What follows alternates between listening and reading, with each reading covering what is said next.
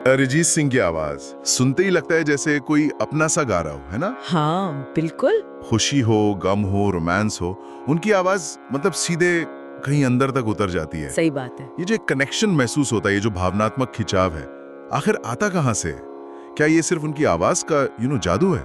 देखिए, ये सवाल बहुत लोगों के मन में आता है और अक्सर जवाब यही मिलता है कि हाँ, उनकी आवाज में कुदरती तौर पर ही दर्द है, इमोशन है। हाँ, यही सुना है मैंने भी। पर असल में बात इससे कहीं ज्यादा गहरी है। आज हम इसी पहेली को सुलझाने की कोशिश करेंगे। अच्छा। हाँ, हमारे पास जो विश्लेषण है वो ये बताता है कि अरिजीत सिंह की आवाज का ये खास टेक्सचर और वो दर्द जिसे हम महसूस करते हैं, वो सिर्फ कुदरती देन नहीं बल्कि एक सोची समझी, एक तरह से विकसित की गई कला का नतीजा है। अच्छा, तो ये सिर्फ आवाज नहीं, आवाज पर किया गया काम है। मतलब ये एक क्राफ्ट है जिसे उन्होंने सीखा और निखारा है। बिल्कुल, ये तो सुनने में ही दिलचस्प लग रहा है। तो सवाल ये है कि ये दर्द सिर्फ एहसास है या इसके पीछे कोई विज्ञान, कोई टेक्निक है जिसे समझा जा सकता है? आप सही रास्ते पर हैं। इसे समझा जा सकता है। ये एहसास जो है ना, ये कई तकनीकों के मेल से पैदा होता है। ओके। और आज की हमारी चर्चा का मकसद यही है कि हम उन मुख्य तकनीकों को परत दर परत खोलें जिनसे अरिजीत अपनी गायकी को वो अनोखा, यादगार अंदाज देते हैं। हम देखेंगे कि कैसे उन्होंने अपनी नेचुरल आवाज को तराशा और उसमें कुछ खास एलिमेंट्स जोड़े। ठीक है, तो चलिए शुरू करते हैं। सबसे पहले उनकी बेसिक आवाज की बात करते हैं। क्या उनकी आवाज में शुरू से ही कुछ अलग था, कोई खासियत? हाँ, शुरुआत वहीं से करनी होगी। ये बात तो सही है कि अरिजीत की आवाज में शुरू से ही एक स्वाभाविक खुरदुरापन, जिसे अंग्रेजी में हस्कीनेस कहते हैं, वो मौजूद था। ये उनकी आवाज का एक बुनियादी हिस्सा है। कई गायकों की आवाज बिल्कुल साफ, क्रिस्टल क्लियर होती है, लेकिन उनकी आवाज में एक हल्का सा ग्रेनी टेक्सचर पहले से था। तो एक रॉ मटेरियल, एक कच्चा हीरा तो था उनके पास। लेकिन बहुत से लोगों की आवाज में हस्कीनेस होती है, अरिजीत की बात अलग कैसे? यही तो खास बात है। उन्होंने इस नेचुरल हस्कीनेस को ऐसे ही नहीं रहने दिया। अच्छा। इसे उन्होंने पॉलिश किया, तराशा। सोचिए, जैसे एक लकड़ी के खुरदरे टुकड़े को रेगमाल से घिसकर चिकना और खूबसूरत बनाया जाता है। हाँ। कुछ वैसा ही उन्होंने इस खुरदरेपन को एक कंट्रोल्ड, तराशे हुए टूल में बदल दिया, जो सिर्फ टेक्सचर नहीं देता बल्कि इमोशन पैदा करने का काम करता है। ये अब सिर्फ हस्कीनेस नहीं बल्कि एक इमोशनल हस्कीनेस बन गई है। ये समझना जरूरी है। मतलब ये सिर्फ आवाज का गुण नहीं रहा, ये भावनाएं व्यक्त करने का एक जरिया बन गया। एग्जैक्टली। लेकिन इसे तराशने का मतलब क्या है? क्या कोई खास तरह का रियाज होता है इसके लिए? बच्चों को साधने की एक्सरसाइज होती है और सुरों को अलग अलग इंटेंसिटीज से लगाने का रियाज भी शामिल हो सकता है।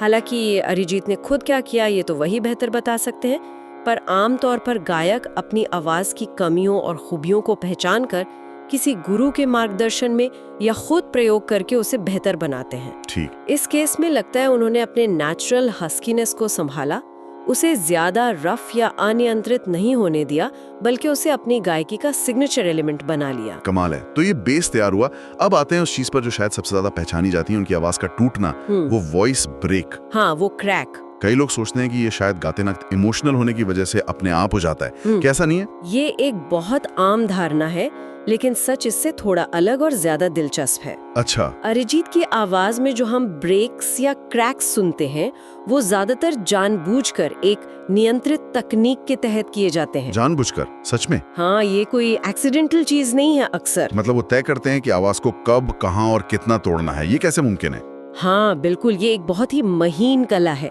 आप ध्यान दीजिए, वो किसी भी सुर को एकदम सीधा सपाट लाइन की तरह नहीं गाते अक्सर। हाँ, ये तो है। बीच बीच में, खासकर इमोशनल मूवमेंट्स पर, वो आवाज को हल्का सा क्रैक करते हैं।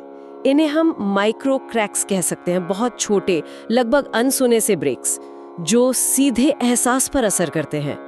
ये आवाज को एक मानवीय, एक वल्नरेबल क्वालिटी देते हैं। कोई उदाहरण सोच सकते हैं जहां ये बहुत साफ सुनाई देता हो? अरे कई गाने हैं, लेकिन एक क्लासिक उदाहरण है तुम ही हो गाना।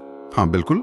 उसमें जब वो हो शब्द गाते हैं, खासकर अंतरे के बाद, तो वो एकदम स्मूथ, क्लीन हो नहीं है।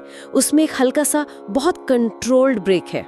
हाँ, मैंने ध्यान दिया है। अब आप कह रही हैं तो तुम ही हो। हाँ वही, वो छोटा सा क्रैक उस सीधे सादे शब्द में वजन डाल देता है, एक तड़प भर देता है। सही बात है। या फिर चन्ना मेरिया में जो एक दर्द भरी पुकार है, उसमें भी ये तकनीक जगह जगह महसूस होती है। ये ब्रेक इतना स्वाभाविक लगता है कि सुनने वाले को लगता है कि गायक सच में इमोशनल हो गया है, पर असल में ये अक्सर एक सोची समझी कलात्मक चॉइस होती है। वाह, ये सुनकर तो गाने सुनने का पूरा नजरिया ही बदल रहा है।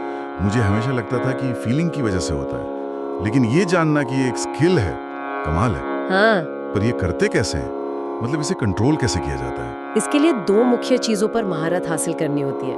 पहला है हवा का दबाव, यानी एयर प्रेशर पर बहुत सटीक नियंत्रण। Air pressure? हाँ, कब कितनी हवा छोड़नी है, किस प्रेशर के साथ। और दूसरा, गाते समय गले की मांसपेशियों को बिल्कुल ढीला, रिलैक्स्ड रखना। रिलैक्स्ड गला, ओके।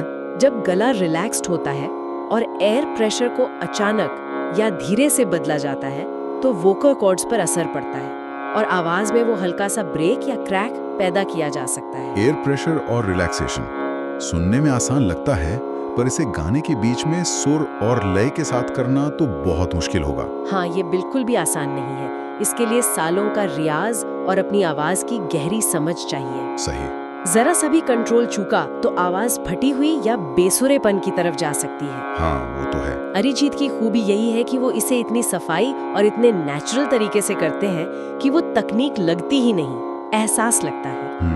और ये ब्रेक्स अलग अलग गानों में अलग अलग इंटेंसिटी के होते हैं, कहीं बहुत हल्का, कहीं थोड़ा ज्यादा प्रोनाउंस्ड, गाने के मूड के हिसाब से। ये कंट्रोल्ड वॉइस ब्रेक वाली बात तो बहुत अहम है। क्या सांसों का नियंत्रण भी इसी तरह किसी और तकनीक में भूमिका निभाता है?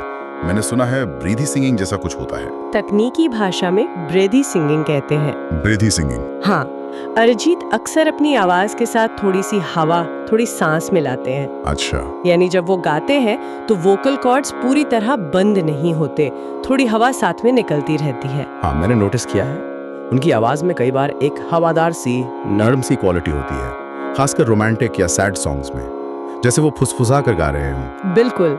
इस ब्रेथीनेस का पहला असर तो यही होता है कि आवाज में एक नरमी, एक सॉफ्टनेस, एक इंटिमेसी आ जाती है। ऐसा लगता है जैसे गायक बहुत करीब से सीधे कान में गा रहा हो। ये आवाज को भारीपन से बचाता है और सुनने में सुकून देता है। और क्या इसका वॉइस ब्रेक से भी कोई कनेक्शन है? हाँ, एक दिलचस्प कनेक्शन है। जब कोई गायक ब्रेदी टोन में गाता है, खासकर ऊंचे सुरों पर, हाँ, और साथ में जोर भी नहीं लगा रहा होता, हाँ, जैसा अरिजीत अक्सर करते हैं, तो हवा का प्रवाह यानी एयर फ्लो थोड़ा कमजोर होता है। ओके। इस कमजोर एयर फ्लो और रिलैक्स्ड गले की वजह से आवाज के स्वाभाविक रूप से टूटने या क्रैक होने की संभावना बढ़ जाती है। अच्छा। तो ये ब्रेथीनेस न सिर्फ सॉफ्टनेस लाती है, बल्कि उन नेचुरल साउंडिंग क्रैक्स को बनने में भी मदद करती है, जो उनके स्टाइल का हिस्सा है।